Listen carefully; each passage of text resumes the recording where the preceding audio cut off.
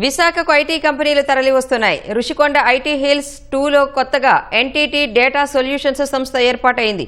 కార్యాలయాన్ని ప్రారంభించిన విశాఖ ఎంపీ శ్రీభరత్ వీలైనంత త్వరగా కంపెనీని విస్తరించాలని కోరారు.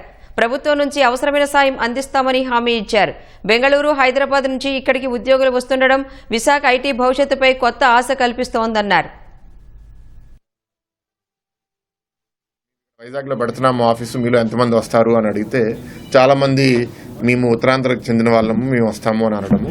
అయితే ఇక్కడ కూడా వీళ్ళ ఎన్టీటీ బిజినెస్ సొల్యూషన్స్ అనే వర్టికల్లో అడిగితే 5,000 మందిలో 300 మంది మేము ఇక్కడికి వచ్చేస్తాము అని అనడం జరిగింది. వాళ్ళల్లో ఇవాళ 80 మందిని ఇప్పుడు తీసుకొచ్చారు. మిగతా 200 మందిని ఇక్కడ స్థానికంగా ఉన్న ఫ్రెషర్స్, ఇక్కడ పనిచేసే వాళ్ళని రిక్రూట్ చేశారు. ఎందుకంటే ఏ కంపెనీలో అయినా సరే కొంత ఎక్స్పీరియన్స్ ఉన్న వాళ్ళు 5-10 ఏళ్ళు పనిచేస్తున్న వాళ్ళు, దాని తర్వాత ఫ్రెషర్స్ ఇద్దరిని కలిపితే ఆ కంపెనీ ఎదుగుదల బాగుంటుంది. ఎందుకంటే యువతకి కొత్త ఆలోచనలు, కొత్త టెక్నాలజీ మీద ఇంకా ఆసక్తి చూపుతారు. ఎక్స్పీరియన్స్ ఉన్న వాళ్ళకి వాళ్ళ బిజినెస్లో అనుభవం ఉంటుంది, వాళ్ళ క్లయింట్స్కి ఏం కావాలో తెలుసు కాబట్టి రెండు కలిపి వాళ్ళు బాగా ఎదగలుగుతారు. ఇక్కడ ఇప్పుడు దాకా ఆల్రెడీ ఒక 100 ఉద్యోగులు రిపోర్ట్ అయ్యారు కాబట్టి వాళ్ళతో కూడా కొంతసేపు మాట్లాడి మీరు కష్టపడి పనిచేయండి అండ్ రోజు మీరు డెవలప్ అవుతూ ఉంటే ఎప్పుడైతే ఆపరేషన్ సక్సెస్ఫుల్ అవుతుందో ఈ కంపెనీ కూడా పెరుగుతుంది. మారే కాలంతో పాటు వీళ్ళు కూడా మారుతూ ఎదుగుతూ ఉంటే ఈ ప్రాంతం కూడా మరింత అభివృద్ధి అవుతుంది.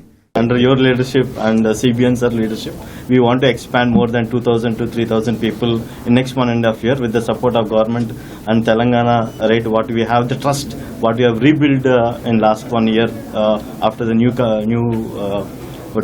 government coming in, and we are pretty much confident that we'll increase as much as possible.